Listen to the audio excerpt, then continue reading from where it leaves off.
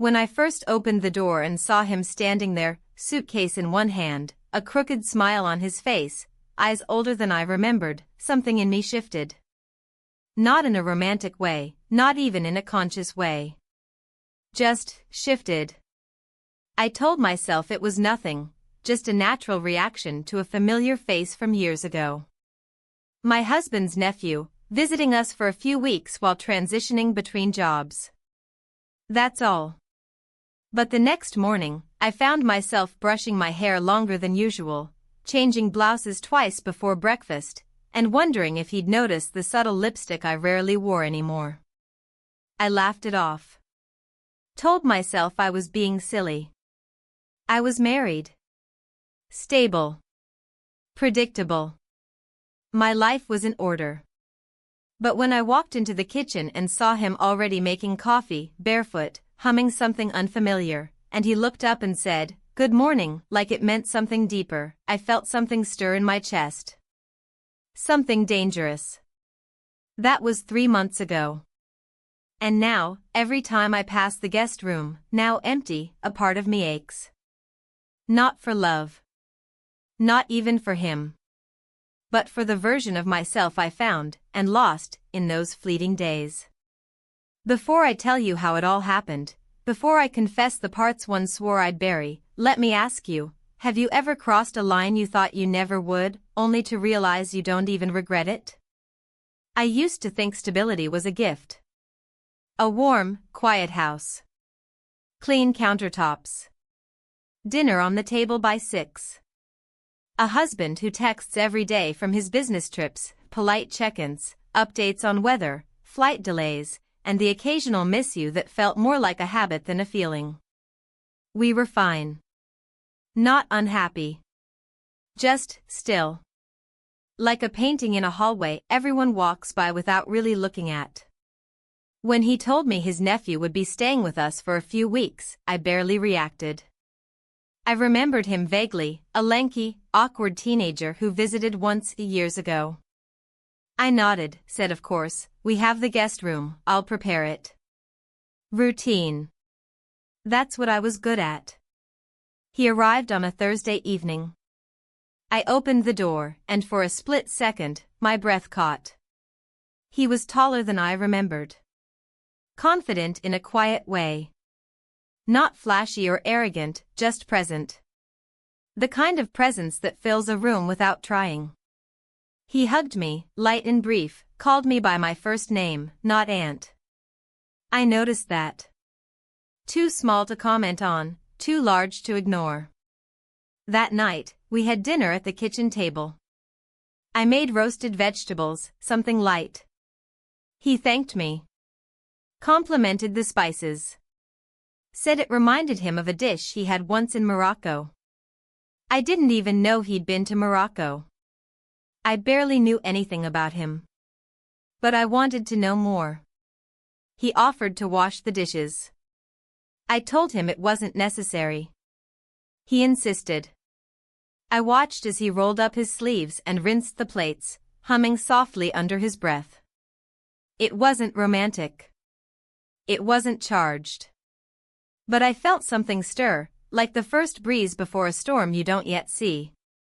That night, I lay in bed next to my husband's empty side. He'd flown out that morning. I reached for my book but couldn't focus. My mind wandered, to the way the nephew stood by the sink, to the curve of his back, to the ease in his laughter. I scolded myself silently. I wasn't that kind of woman. I had never been. The next morning, I woke earlier than usual. Made fresh coffee. Chose a blouse I hadn't worn in months, soft lavender with small buttons at the collar. I checked myself in the mirror and paused. Not vanity. Just curiosity. I didn't know who I was dressing for. When he came into the kitchen, his hair damp from the shower, I felt my stomach flutter. He said, "You're up early," and smiled. I smiled back. We talked over toast and eggs, casual things. Music. His last job. Why he needed the break. I asked questions.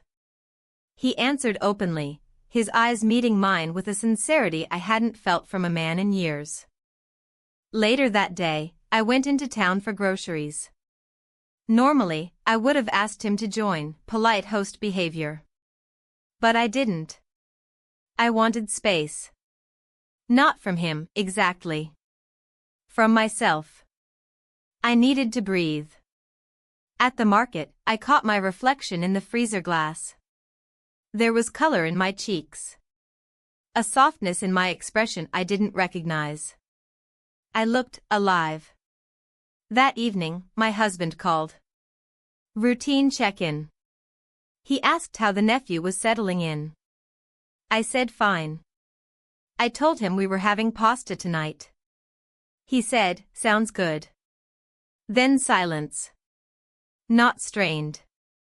Just empty. We hung up with the usual sleep well. Dinner was light again. Just the two of us. We ate on the terrace. He brought out a bottle of wine, said he found it in the pantry. I didn't remember buying it. The air was warm. The kind of evening that stretches, invites secrets. He told me a story about a hostel in Spain, about getting lost in the city and meeting strangers who felt like friends. I listened, leaned forward, laughed too hard at one of his jokes. He watched me, not inappropriately, but intently. As I stood to clear the plates, I dropped a fork. He bent down at the same time I did. Our heads bumped gently. We both laughed. For a moment, our faces were close. Close enough for me to see the flecks of green in his eyes. I stepped back quickly. He said nothing. Neither did I. Before bed, I sat on the edge of the tub, brushing my hair. I caught my own eye in the mirror. There was something there I hadn't seen in years. A question. Not about him, about me. What did I want? What had I buried beneath the safe, clean layers of habit and loyalty? He was a guest. My husband's family. This wasn't a romance. It wasn't even an affair. It was a flicker. A breath. A moment. But moments have power. Especially the ones you pretend don't mean anything. Especially the ones that make you feel something you thought was long gone. I turned off the bathroom light and walked quietly to my room. I lay in the dark, listening to the quiet of the house. But it wasn't quiet inside me. Not anymore. The second morning felt different.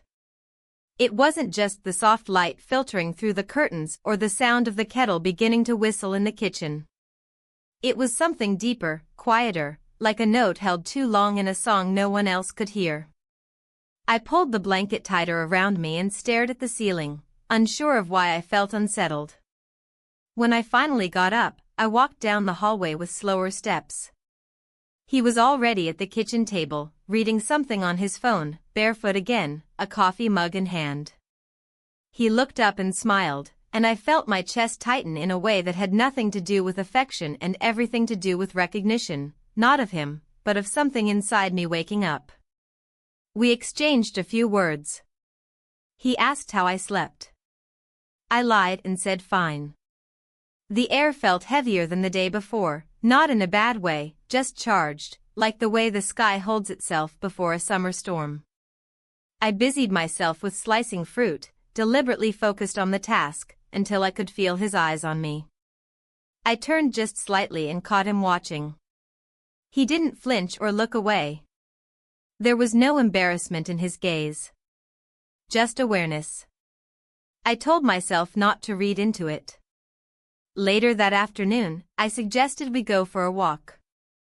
It wasn't something I normally did, but I couldn't bear to stay in the house any longer, in that small kitchen where the silence between us had started to hum. We walked down toward the old park near the elementary school, the one with the cracked benches and faded jungle gym. The trees were just beginning to bud, small, fragile promises of spring. We talked. Lightly. Naturally. He told me about a cafe he used to work at, how he loved making espresso, hated the clinking noise of cups during morning rush. I told him about the time I'd burned a pie so badly we had to eat cereal for Thanksgiving dessert. We laughed. It was easy. Too easy. And that terrified me. On the way back, a dog barked behind a fence and startled me. I reached out instinctively, and my hand brushed his arm. Just that, a simple, human reaction, but my fingers lingered longer than they should have. He didn't move. I felt his skin warm beneath mine, and the realization of how close we stood filled my throat with heat. At dinner, I set the table carefully. Cloth napkins. Candles, not for romance, but because they smelled like citrus and reminded me of summer. We ate slowly. He told me about a book he was reading, about a character who leaves his job and disappears into the mountains to find clarity. I asked him if that was why he was here, not just staying with us, but back in this part of the country. He shrugged. Said maybe. Then he added, sometimes you don't realize what's missing until you step away from everything. I nodded but didn't respond. I couldn't. Because the truth of what he said was too loud. After dinner, we cleared the table together. Our hands moved close, brushing occasionally. I could feel the edge of something sharp between us, something neither of us was ready to name. I found myself pausing too long over a dropped spoon, staring at the sink, wondering what I was doing, what I was becoming. The house was quiet again by 8. He retreated to the guest room, and I told myself to do the same. But instead, I walked into the living room and picked up a book, pretending to read. I heard his door creak open a few minutes later. His footsteps paused in the hallway, then moved toward the kitchen. A glass clinked. Water ran. Silence again. I stood and walked slowly into the kitchen, under the guise of needing tea. He turned when he saw me, leaned against the counter, casual but not careless. There was a moment, a pause between his inhale and mine, where everything could have changed. Everything almost did. I can't sleep, I said softly, filling the kettle. Me neither, he replied. We stood there, back to back in the kitchen, our silhouettes mirrored in the dark windows. I could feel the electricity in the space between us, like static waiting to snap. I poured the water. Let it steep. Handed him a cup without looking up. He accepted it, fingers brushing mine. A long, silent breath passed. I set my own cup down on the counter. And that's when it happened. We kissed. There was no hesitation. No dramatic lead-in. Just instinct. Quiet. Certain. Not clumsy, not wild. Just real. When we broke apart, we both stepped back at once, the same breath catching in our chests. The kitchen felt too small, too still. I looked down, my cheeks burning. He opened his mouth like he might say something, but then thought better of it. Instead, he nodded once, slowly, and walked out. I stood there alone, tea forgotten, the taste of something dangerous on my lips. I didn't know what to do with the silence he left behind. I couldn't decide if it was relief or regret that filled my chest. That night, lying in bed, I tried to convince myself it was a moment. A mistake. That it didn't mean anything. But every time I closed my eyes, I felt the memory of his hand on mine, the quiet gravity of that kiss. I stared at the ceiling and listened to the faint creaks of the old house settling. My husband would call tomorrow. He would ask how everything was. I would say fine. And maybe it was. On the surface. But deep below, where I hadn't looked in years, something had shifted. And I couldn't pretend I didn't feel it. The morning after felt like waking from a strange, vivid dream, not because I didn't remember it, but because I did. Every moment. Every pause. Every breath. The kitchen light still flickered above the sink, as if it too had seen something it wasn't meant to witness. I lay in bed longer than usual, staring at the ceiling, trying to collect the scattered thoughts that refused to settle. I didn't feel guilt exactly. That was the strangest part. I should have. But instead, there was a deep, disorienting calm inside me. A silence, like the one that follows a long cry. Not relief, but something adjacent to it, like clarity, or maybe surrender. Downstairs, the house made its usual morning sounds. Pipes humming. The old fridge clicking. The faint shuffle of movement. I stayed in the shower longer than necessary, letting the water hit my skin until it turned pink, as if I could wash off the questions I didn't want to ask. By the time I came into the kitchen, he was already dressed. Casual. Neutral. His expression unreadable. He greeted me the same way he had the day before, but there was something different behind his voice, not distance, exactly, but caution. Like two people quietly acknowledging that a line had been crossed, without knowing what to do next. We went about the morning like we always did. I made eggs. He brewed coffee. Small talk filled the space like plaster over a crack. I asked if he had any plans for the day. He mentioned wanting to check out a bookstore in town. I nodded and said nothing more. Later, I found myself vacuuming rooms that didn't need cleaning, wiping down surfaces that were already spotless. I wasn't avoiding him, I was avoiding myself. Every corner of the house reminded me of what had happened. And every corner of myself was asking what came next. He left after lunch. Said he'd be back in a couple of hours. I nodded again, like I was stuck in some default setting. When the door closed, I leaned against the wall and finally let out a breath I didn't realize I'd been holding. It was strange, the quiet wasn't comforting. It was too loud, too present, like a space that had been vacuum sealed around me. I sat at the kitchen table with a notebook. I didn't know why. I hadn't journaled in years. But the pen moved on its own. Not poetry. Not a confession. Just fragments. Pieces of thought. I kissed someone who wasn't my husband. He kissed me back. I don't know what this means. I don't know who I am in this version of my life. The words didn't solve anything. But writing them made them real. When he returned, the sun was lower. He placed a paper bag on the counter, a book, a bottle of sparkling water, and 2 chocolate bars. I thought you might like these, he said, not meeting my eyes. I thanked him. Genuinely. Not for the chocolate, for the effort. For the gentleness in a situation that didn't call for it.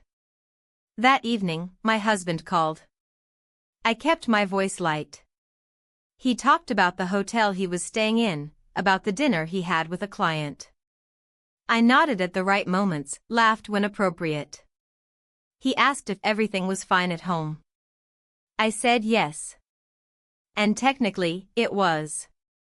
Nothing had burned. Nothing had broken. But something inside me was moving in ways I couldn't explain. After the call, I went into the living room and turned on the television. Something mindless. A cooking show, I think. He sat across from me in the armchair, scrolling through his phone. Occasionally we commented on the program, the chef's accent, the ridiculous plating. It was ordinary. Easy. Dangerous. Later, I offered him tea. It felt like a ritual, a way to press rewind and pretend we could stay in safe territory. He followed me to the kitchen. I handed him his cup, and for a moment our fingers touched. Just like the night before. But this time, we both pulled back. I took my tea and sat by the window, the steam fogging the glass slightly. He stood nearby, sipping his in silence. The clock ticked loudly in the background. I'm sorry, I said finally. my voice barely above a whisper. He didn't ask for what. You don't have to be, he replied after a long pause. But thank you. And that was all. No promises. No further explanations. The next few days passed quietly. We became experts in pretending. We shared meals, conversations, glances, but kept ourselves in check. I could feel the restraint in my shoulders, in my throat. Like wearing a coat that doesn't fit but refusing to take it off because admitting it would mean acknowledging the cold. I started walking more, alone. Around the block, sometimes to the corner cafe where I'd sit with a book and not turn a single page. I needed space. Not from him. From the noise inside my own mind. One afternoon, while folding laundry, I found one of his t-shirts mixed with my things. I held it a moment too long before placing it carefully on top of the stack. The fabric still held a trace of his cologne, and that alone made my chest ache. That night, as I lay in bed, I thought about the kiss again. Not the physical part. The feeling. The why. It wasn't about passion. It wasn't even about him. It was about me. About something I had long ago buried beneath years of routines and compromises. A hunger I never let speak. A part of myself I hadn't looked at since I was much younger, a version of me who dreamed of being seen, truly seen, beyond the roles I'd learned to play so well. In that kiss, I hadn't found romance. I'd found recognition. And that, more than anything, terrified me. Because now that I had tasted it, I wasn't sure I could go back to pretending I didn't want more. The days that followed settled into a rhythm that felt unnatural in its effort to be natural. Everything between us operated on the edge of unspoken understanding, the kind where nothing is said, but everything is known. It was as if we had silently agreed not to address what happened in the kitchen, not to dissect it, name it, or assign it any meaning beyond the moment it occupied. And yet, it lingered in the way we moved around each other, in the pauses that stretched just a second too long, in the words we avoided. I threw myself into the mundane with almost obsessive precision. I reorganized the pantry, repotted the houseplants, cleaned behind the refrigerator.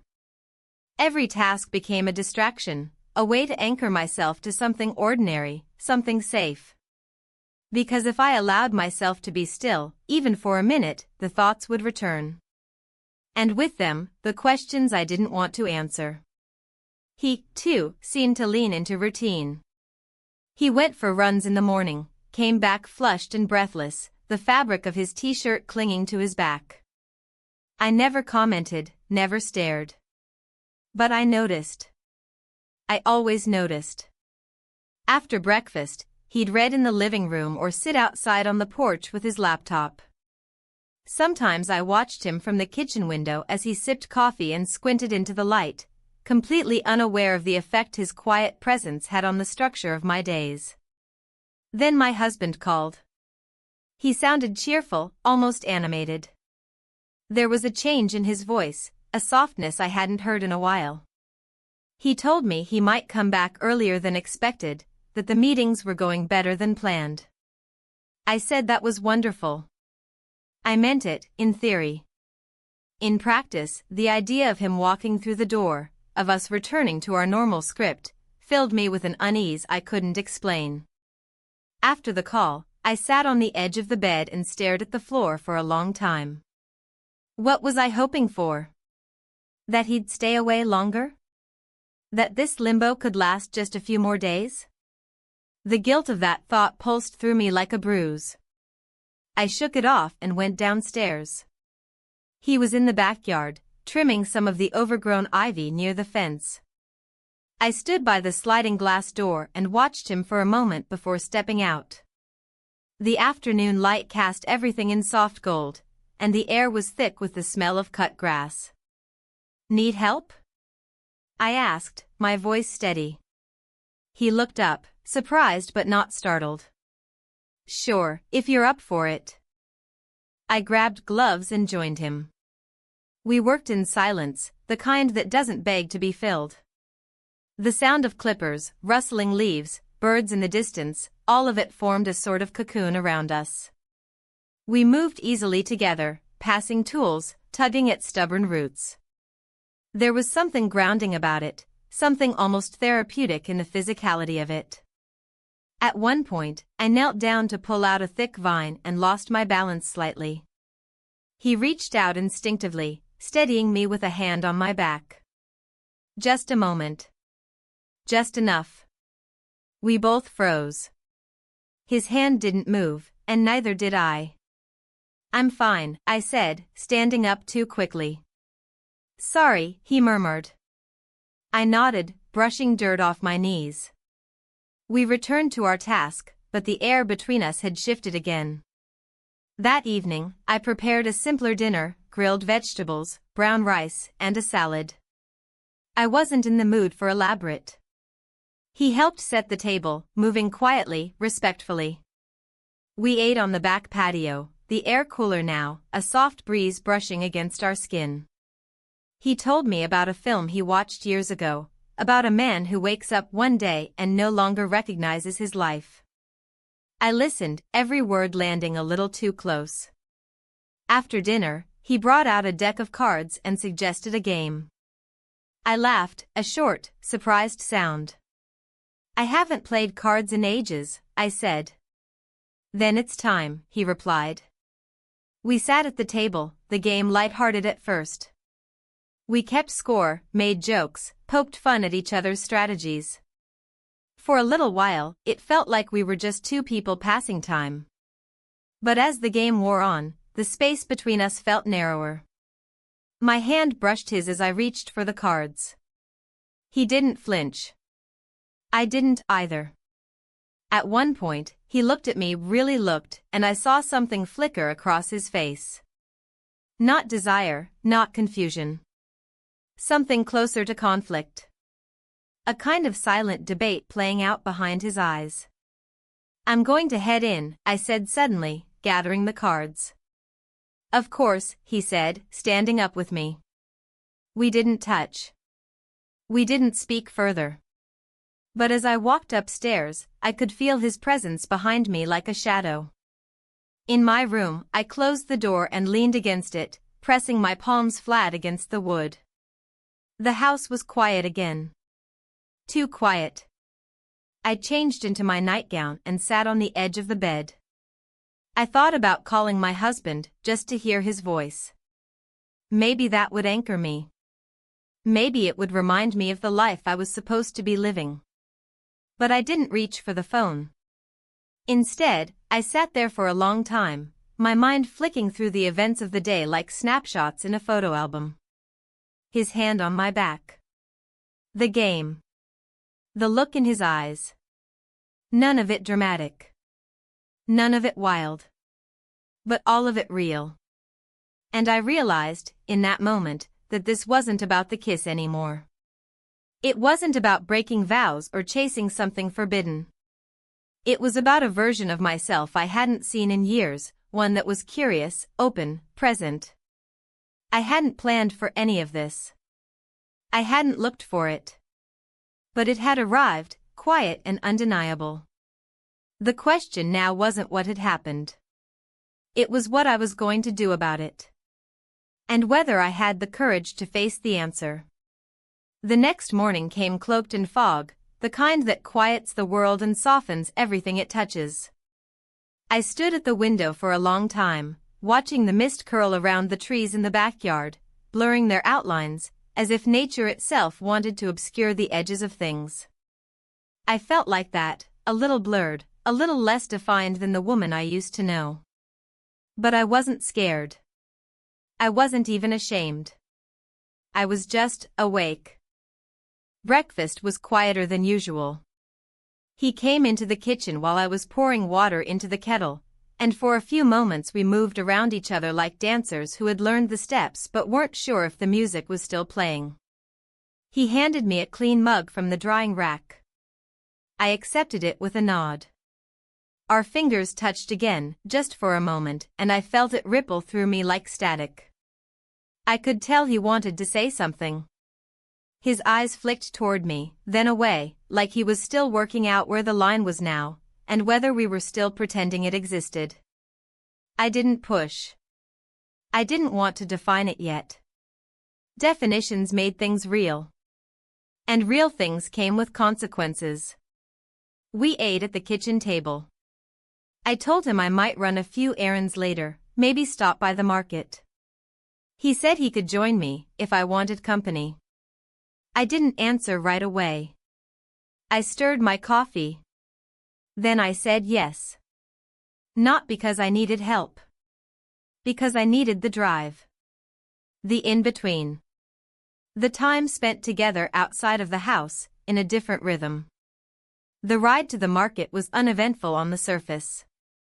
He scrolled through music on his phone and played something soft. I rolled down the window halfway and let the breeze wash over my face. The small town passed us by familiar storefronts, the same corner bakery with the peeling sign, the same mother pushing a stroller past the florist's window. Nothing had changed. Except me. Inside the store, I kept the list in my hand, though I barely looked at it. He pushed the cart, occasionally dropping things in that weren't on the list, his favorite snacks, a magazine, a bag of trail mix. I didn't stop him. It was oddly comforting to have someone disrupt my order, just a little. At one point, we stopped in front of the shelf with pasta sauces. He reached for one at the same time I did, and again our hands met. This time, he didn't pull away. And neither did I. For just a second, we looked at each other. Not awkwardly. Just open. We finished the shopping in silence, the kind that felt full, not empty. On the way home, he talked about a hiking trail nearby, asked if I'd ever been. I hadn't. I told him I didn't hike much. He smiled and said maybe that should change. I smiled back. Back at home, we unpacked groceries in quiet efficiency. I put the vegetables in the crisper. He lined up jars in the pantry. Everything went where it belonged, and yet the air between us was charged in a way that made me hyper-aware of every move, every word unsaid. Later that afternoon, I took laundry to the basement. I didn't expect him to follow, but he did. He said he wanted to help. I didn't protest. We stood side by side at the folding table, sorting colors from whites, the scent of detergent strong in the air. There was something oddly intimate about it, folding towels together, sleeves brushing now and then. As I reached up to place a sheet on the drying rack, he stepped closer to help. I turned slightly, and our faces ended up too near. Neither of us moved. I felt his breath. My hand still held the edge of the sheet. The silence stretched between us like a held breath. We kissed. It was quiet. Natural. As though it had already happened 100 times before. There was no surprise, no hesitation, just the inevitability of something that had been building from the moment we saw each other again. When we pulled away, we didn't speak. We didn't need to. He looked at me with an expression that was neither regret nor confusion. It was calm. Grounded. He understood, just as I did, that this wasn't reckless or accidental. It was chosen. We finished folding in silence.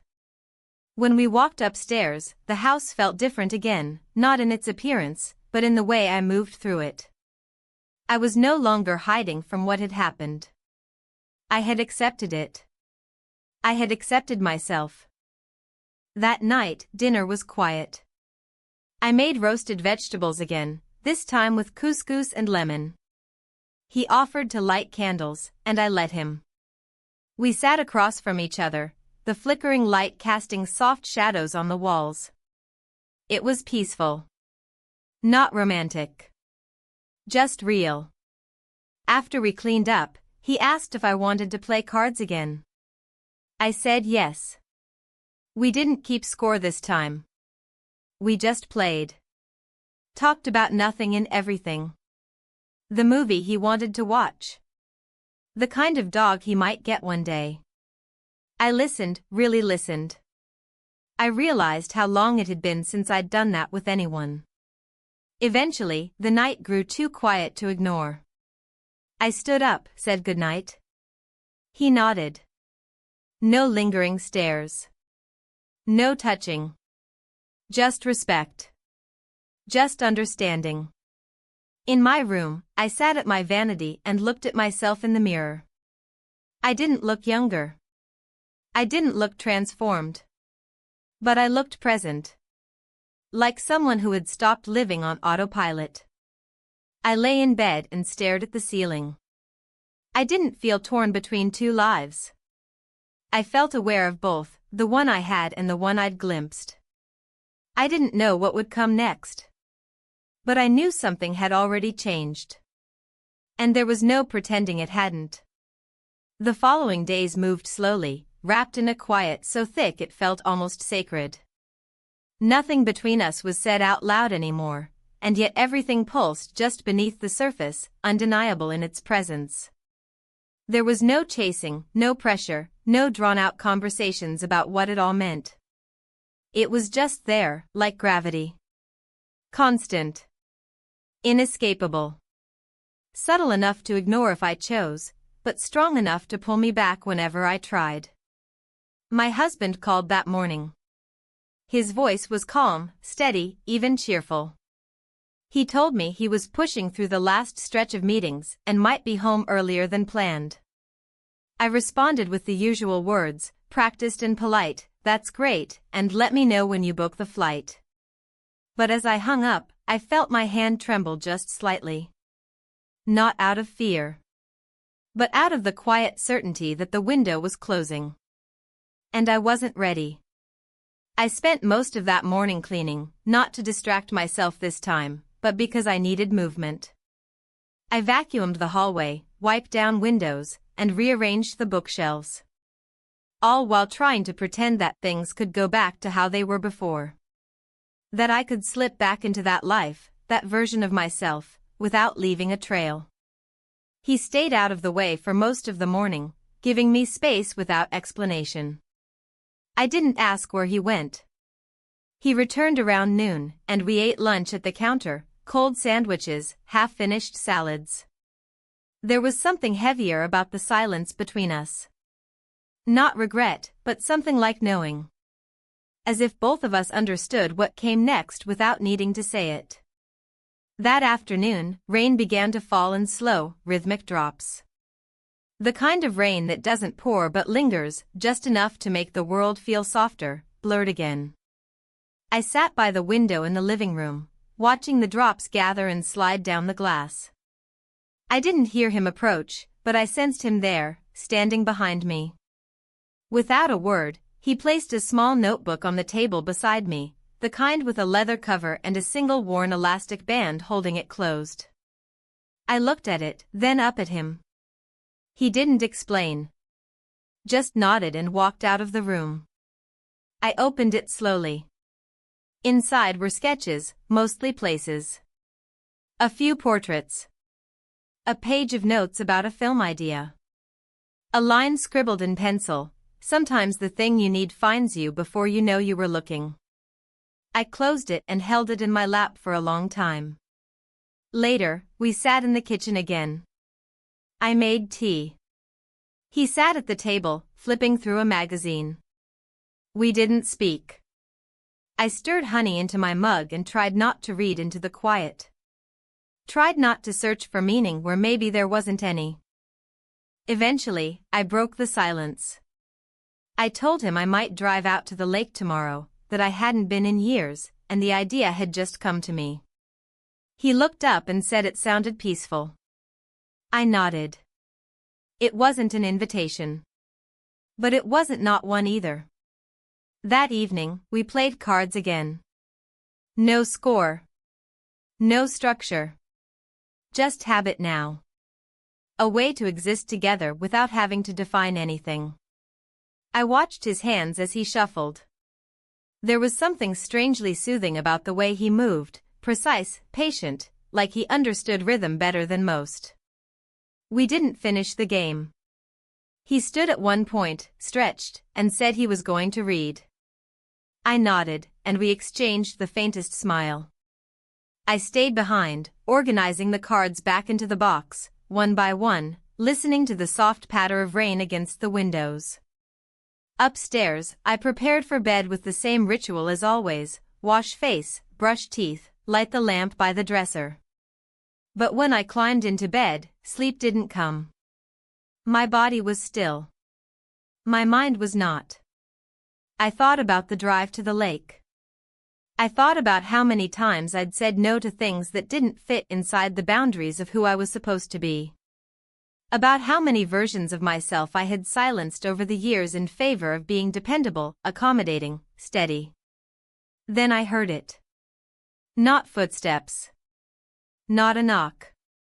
Just presence. He stood in the doorway. I didn't move. Neither did he.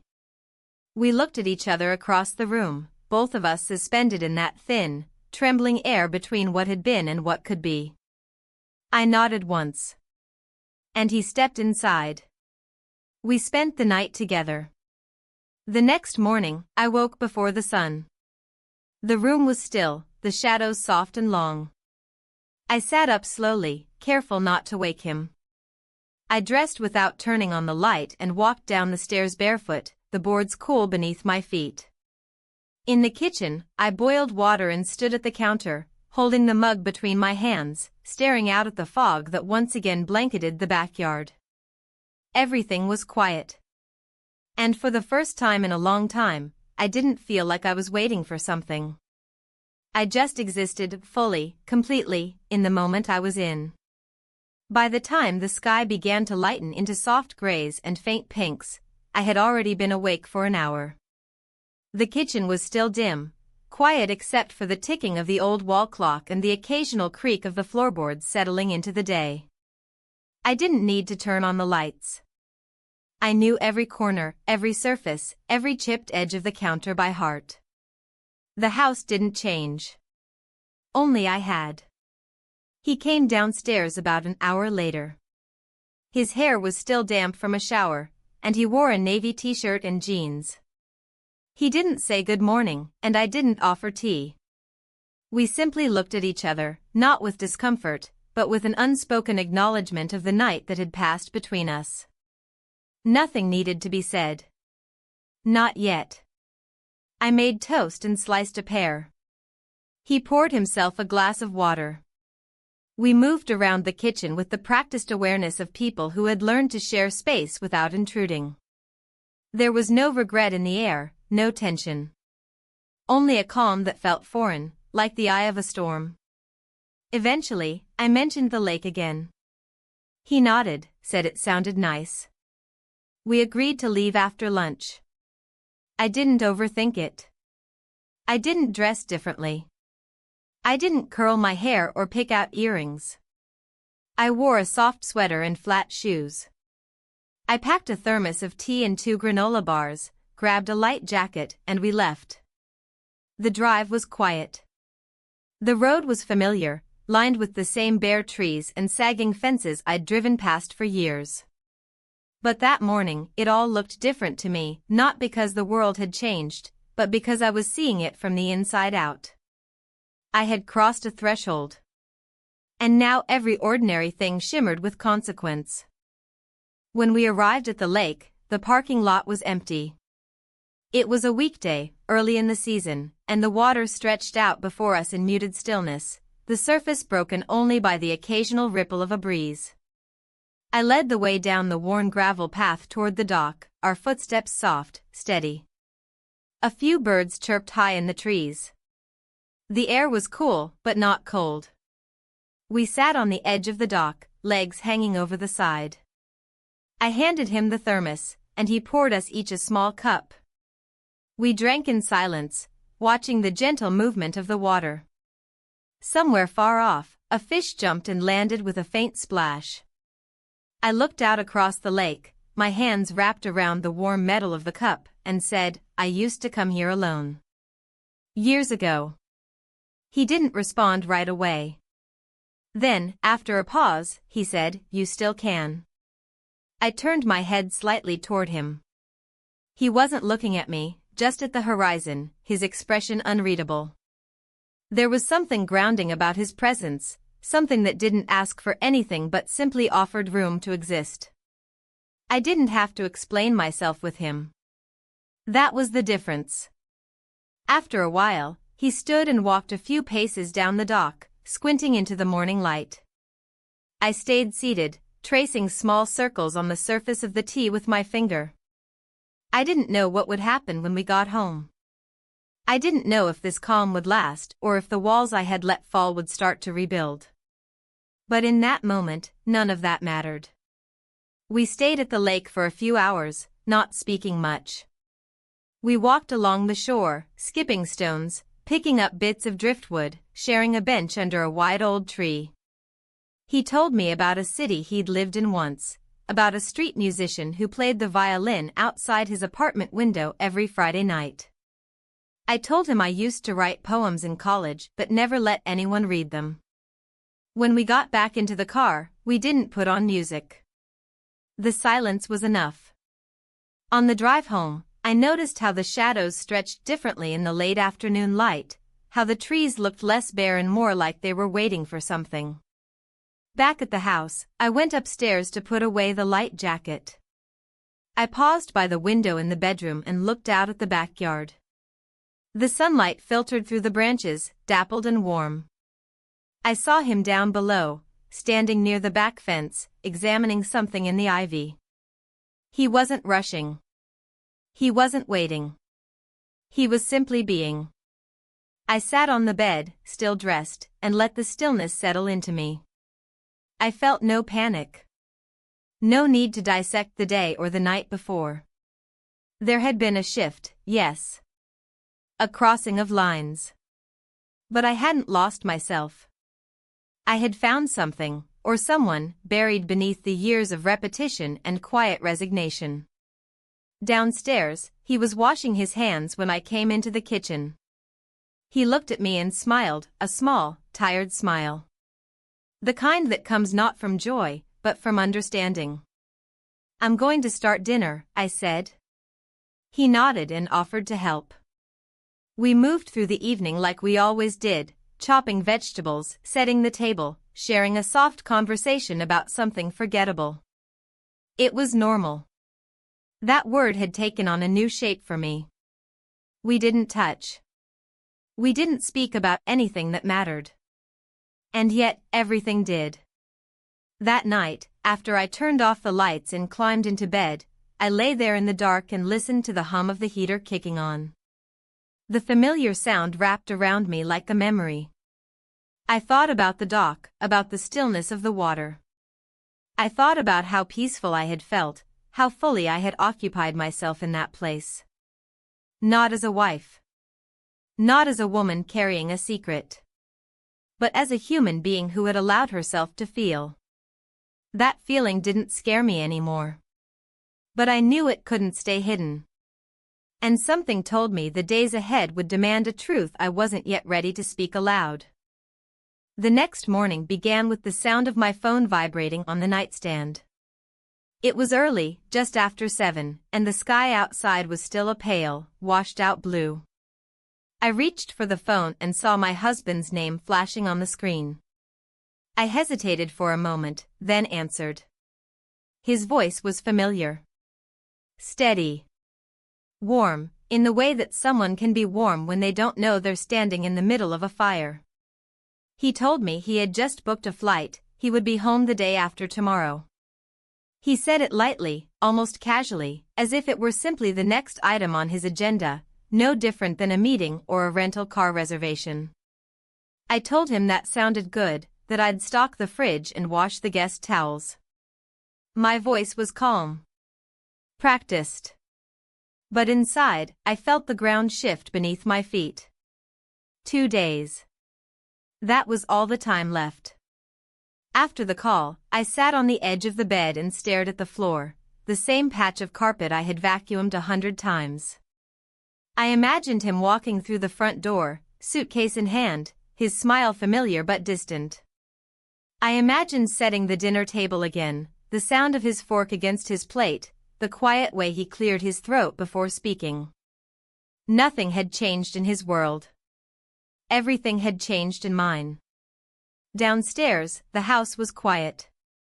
He was still asleep, or at least not yet moving. I made coffee and stood at the sink, watching the steam rise from the mug.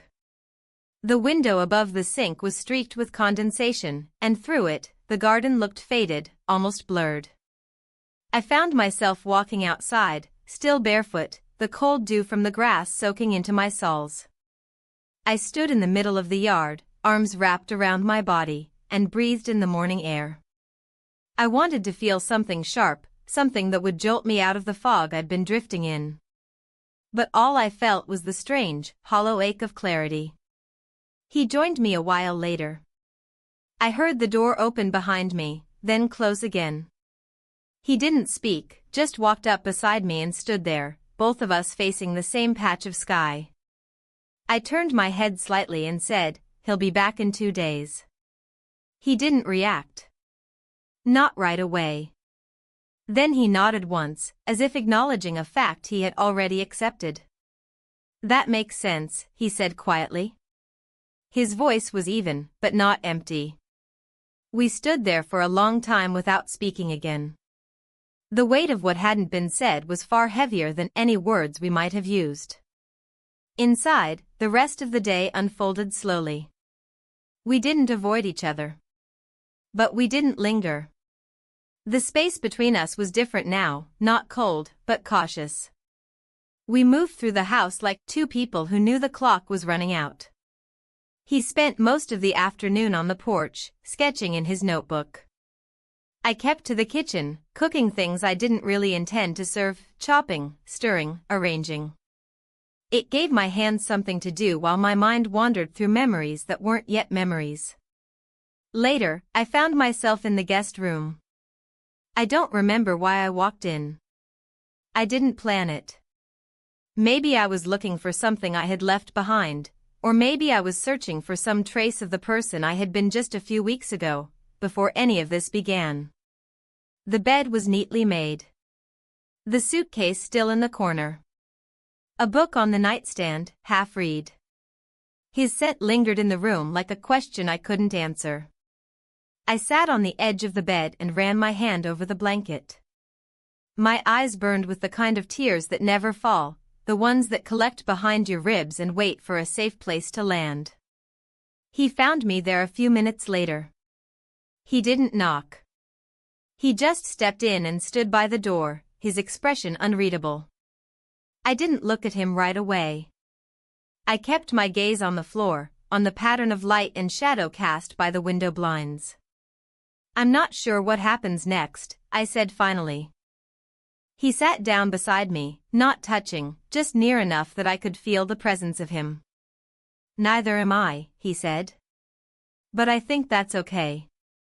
I nodded, not because I agreed, but because I wanted to believe it.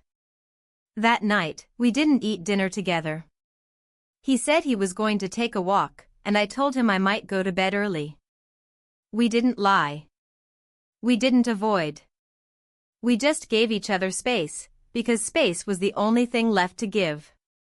I lay in bed with the lights off, listening to the occasional creak of the house, to the wind outside brushing against the windows. I wondered what he was thinking. I wondered if he was packing. If he had already decided to leave before my husband arrived, or if he was waiting for me to ask him to stay. But I didn't ask. And he didn't offer. The next morning, his door was open. His bag was gone. There was no note. No goodbye. Just an empty room, and the faint imprint of his weight still pressed into the pillow. I stood in the doorway for a long time, my hand on the frame, the silence louder than any alarm. I didn't cry. Not then. Not yet. In the kitchen, the mug he always used was still on the drying rack. I picked it up, held it in my hands. The warmth was long gone, but the memory of it was enough to undo me. I placed it carefully back on the shelf, turned off the light, and walked outside into the brightness of the morning. He was gone. And now, I had to figure out what to do with everything he left behind, not the objects, but the parts of myself that had awakened in his presence, the ones I couldn't put back into the box I had built for so many years. And in 2 days, my husband would come home. And I would have to decide who I was going to be. The hours that followed his departure passed like a fog settling over the landscape, quiet, stubborn, and blinding in its softness. I didn't cry. Not even when I sat down on the edge of the bed he'd slept in and realized that everything in the room still held the shape of him. The silence he left behind was not abrupt. It was patient. Gentle. And that made it harder. I moved through the house mechanically. I watered the plants. I wiped down the kitchen counters even though they didn't need it. I folded the clean towels and tucked them into the linen closet. I emptied the dishwasher. Each movement was deliberate, as if I could scrub away the feeling that I had just been split in two. In the afternoon, I opened a window in the guest room. The air was still cool, but it helped. The room smelled faintly of soap and cedar and the lemon tea he liked in the mornings. I stood there a long time, letting the wind flutter the edge of the curtain against my hand, and then I closed it. Slowly. Carefully.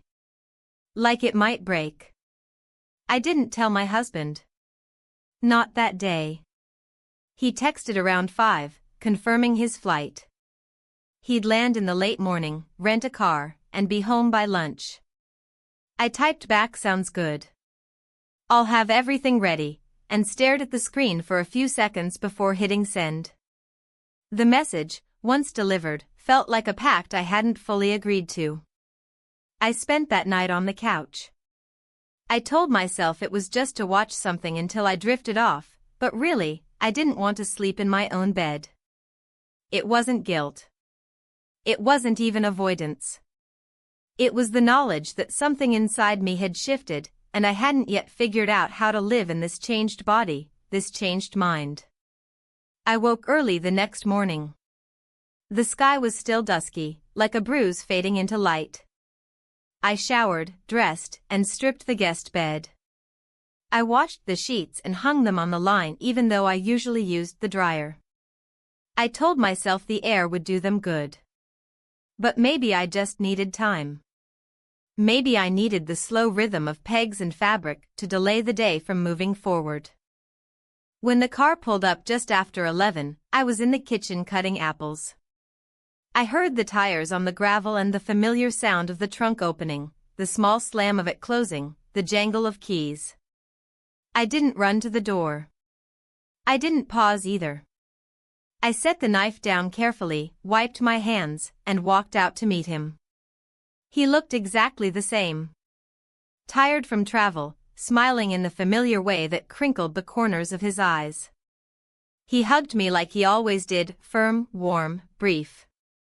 I hugged him back and felt, in that moment, how far I had drifted from this version of my life.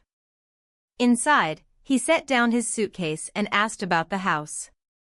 He asked about the plants, about the neighbor's barking dog, about the grocery delivery.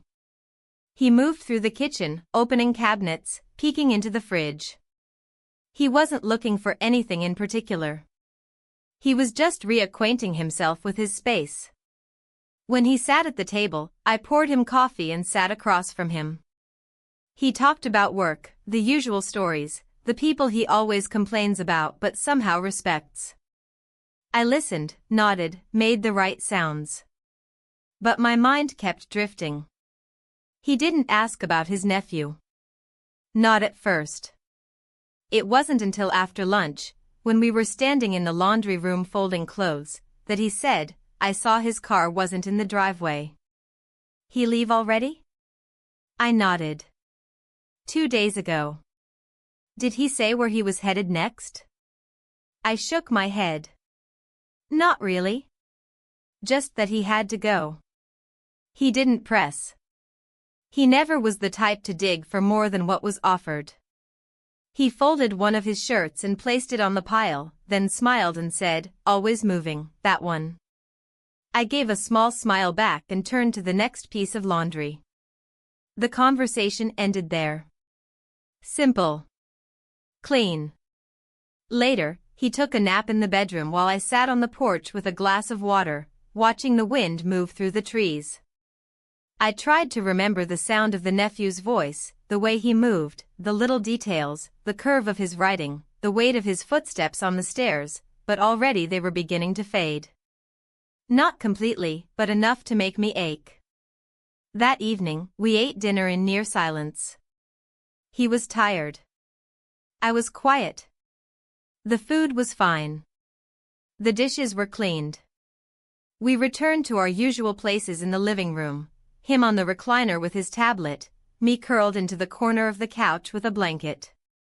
For the first time in weeks, everything looked exactly as it always had. But nothing felt the same. When he finally turned in for the night, I lingered downstairs. I wandered into the guest room one more time. It smelled like detergent now. The bed was neatly made. The nightstand empty. I sat on the edge of the bed and rested my hands on my knees. I thought about the way he had left. No note. No word. Just absence. And somehow that had been kinder than any goodbye.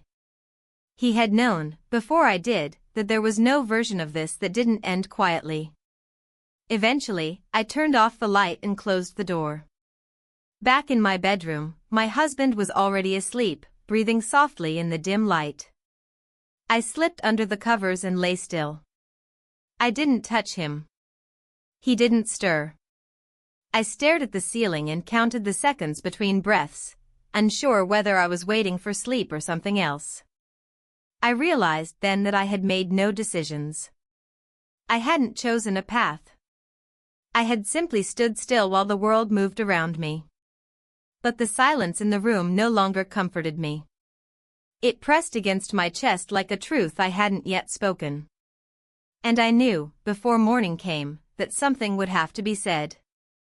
Morning came, but I didn't move right away. I lay in bed watching the light seep across the ceiling, soft and golden. The silence in the room was different now, not heavy, not hollow. Just present. Beside me, his breathing was steady, turned away toward his side of the bed, his body still. I studied the curve of his back beneath the blanket, the way his shoulder rose and fell with each breath. Familiar. Steady. And somehow distant. I knew I couldn't go on like this, balancing in this invisible space between truth and pretense. I hadn't lied, not outright. But omission was its own kind of dishonesty, and I had been walking through it like fog, pretending it wouldn't stick to my skin. But it had. It clung to everything now. When I finally got up, the floor felt cold under my feet. I wrapped a robe around myself and walked to the kitchen, letting habit guide my hands, boiling water, slicing fruit, setting the mugs out. When he came down a few minutes later, his hair still messy from sleep, he kissed the top of my head, and I felt it like a question. I smiled out of reflex, not intention. We ate in near silence. He scrolled through emails on his phone while I stared out the window at the garden. The light was changing, the trees moving gently in the wind.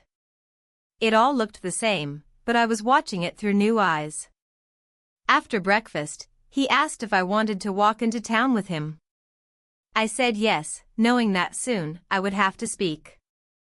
That the moment was approaching, and I could no longer turn away from it. The walk was uneventful. We passed the same houses, nodded to the same neighbors. We stopped at the corner cafe, the one with the scratched counter and faded menus, and ordered 2 coffees. He talked about possibly repainting the living room, maybe changing the rug. I nodded again, sipped from my cup, said, "That sounds nice," and meant none of it.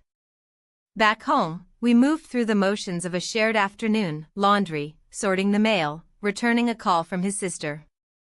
Every action felt like an echo of a life I had once lived so effortlessly. Now each step felt deliberate, rehearsed, disconnected from the woman I had become.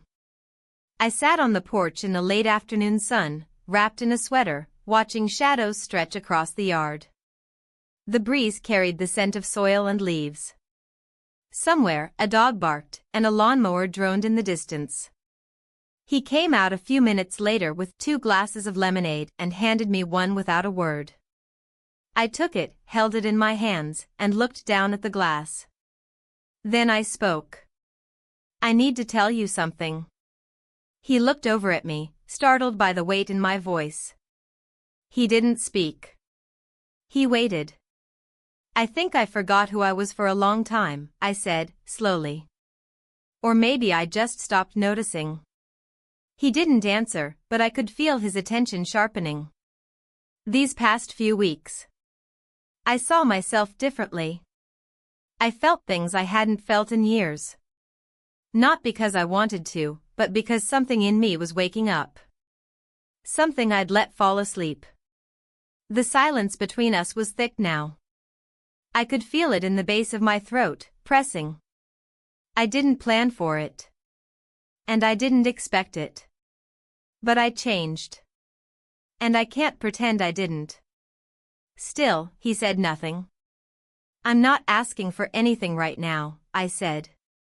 I just couldn't keep walking around pretending that everything was the same. Because it isn't. And I don't want to lie to you. Not even through silence. His face was unreadable, his mouth slightly open, as if waiting to respond but unsure how to begin. He looked away, out toward the street, then back at me.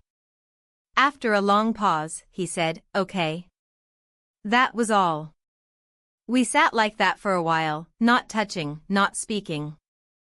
Just breathing the same air, separated by something that neither of us could name out loud. Later that evening, he went upstairs first. I remained downstairs, folding the blanket on the couch, straightening the cushions, organizing the magazines. I was delaying, I knew that.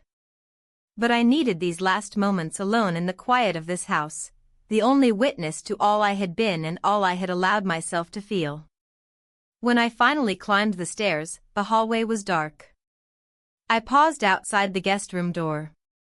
I opened it, just slightly, and stepped inside. The bed was made. The air smelled faintly of lavender. The small bookshelf was dusted, the lamp turned off. I crossed the room and sat on the edge of the mattress. My hands rested in my lap. I let myself remember him, not as fantasy, not as escape, but as a mirror. Someone who had reminded me of myself, of who I could still be. I stood after a few minutes and closed the door behind me. In our bedroom, he was already asleep. I changed in the dark, slid under the covers, and turned onto my side. I watched the ceiling until my eyes burned. I didn't reach for him. And he didn't stir. The next morning would come. There would be more conversations, more questions, more decisions. But for now, there was only the truth I had finally spoken. And the woman I was becoming in the echo of its silence.